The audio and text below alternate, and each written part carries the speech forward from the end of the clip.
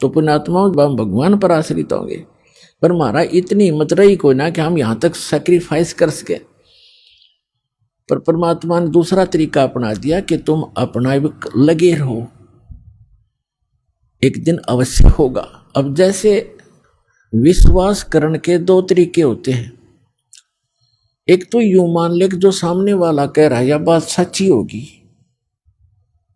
और नहीं फिर उसके बताए अनुसार कुछ करके प्रैक्टिकल देख ले तो वो भी बात फिर वह सच्चाई तो ऊपर आएगी। जैसे एक किसान था और एक सेठ के पास अपनी फसल बेचकर आता था मंडी में, और उसका आड़ती था पक्का और नहीं जाता था कहीं पर। एक दिन क्या हुआ कि जब वो फसल लेकर गया 2-3 महीने 4-6 महीने के बाद, तो पता चला कि उस सेठ की दुकान बंद है।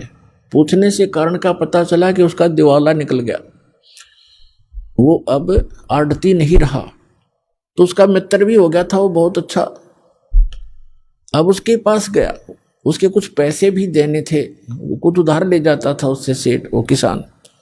उसके घर गया सेठ के, उससे पूछा सेठ जी क्या बनेगी कि भाई बहुत बुरा हाल हो गया, मेरा तो घाटा लग गया एक बिजनेस में बहुत गना, और मेरा दिवाला निकल गया, रोजी रोटी को भी दूभर हो गए, कुछ रास्ता बता मेरे को मित्र। अब किसान को तो अपने ही प्रोसेस का पता था, प्रोसीजर का। कहने लगा भी मैं तो अपना खेती बाड़ी के बारे में बता सकता हूँ और तेरी मदद कर दूंगा जितना मेरे से हो सकेगी। आप वहाँ खेती कर लो, हमारे गाँव में चलो, आपको कुछ ठेके पर कुछ मैं अपनी ज़मीन बहुत है वैसे दे दूंगा, और आप उसमें बोलो, बीज भी उधारा दिवा दूंगा, उसको ज़मीन को बहाने वाले व्यक्तियों को भी रोक दूंगा, 2-4 महीने तेरे को पैसे नहीं लेंगे, और अपना कर लो आप फसल। उसने सोचा चल भाई ठीक है, जब ये इतना साथ दे रहा तो वो चला गया किसान के साथ। अब किसान ने बताया कि ये 10 एकड़ जमीन है, इसको पहले हल से बहा दे, इसका घास खत्म हो जाएगा। घास खड़ा था उसमें, तो उसने किसी किराए के हाली को लिया, उससे बहा दिया। अब कुछ दिनों के बाद उसमें फिर घास हो गया, तो किसान ने कहा कि इसको एक बार फिर बहा दे। उसको कई बार बहाना पड़ता है, अक्सर तरह कुछ ऐसे हैं। उसके बाद समय आने पर फिर उसमें वर्षा होगी, वर्षा होने से पर कहा कि अब इसमें बीज बो दे, गेहूं बो दे। उसने गेहूं बीज दिया या बाजरा बीज दिया। अब वो तो लाला जी था, रोजाना के 200 से 400 रुपये लेता था, गले में उठाता था। हर वहाँ चवन्नी नहीं आ रही, रोज खर्च ही खर्च हो रहा है, और डेली लिख रहा है। बाई वाली ने लिए 5 रुपये, दूसरी बार लिए 5 रुपये, तीसरी बार लिए 5, 15 रुपये तो खर्च हो लिए उसके, और अन इनकम अभी कोई आशा नहीं। जब उसने गेहूं बीजे, गेहूं का भी हिसाब ला लिया, बीज 50 रुपये का बीज गेहूं का, वो भी लिख लिया। उधार थे, देने तो थे ही उसने सोचा बड़ी बात बिगड़ी भाई, आता कुछ नहीं, जा ही रहा है। फिर देखा वो गेहूं बोने के बाद क्या देखा, खेत में सारे में घास उग गया। उसको पता था नहीं प्रोसेस का, वो सारे में गेहूं उग गए थे, सारा हरा भरा हो रहा, और वो माथे बात लाए बैठे। उसने ये सोचा था इसमें फिर घास जाम गया, मित्र कहेगा इसने फिर बवा दे।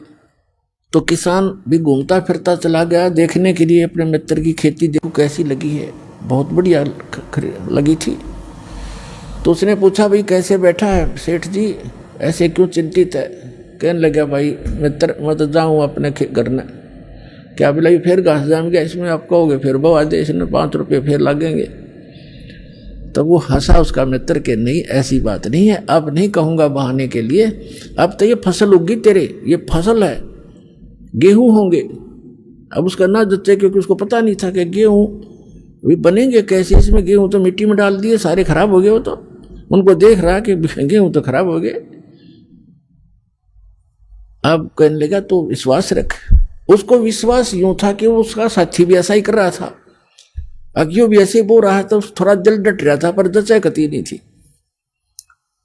और जब वो परिपक्व हो गए गेहूं और 40 किलो, और फिर वहां निकले काफी 20-30, उसमें ऐसे होते थे 20-30 मन। तो जब वो गेहूं पक गए, उसमें बाली आली, बाली को उसने फोड़ कर देखा, उसमें गेहूं थे। ओहो, तब उसको विश्वास हुआ कि सच में जो मित्र कह रहा था आज वो सारी सच्ची पाई।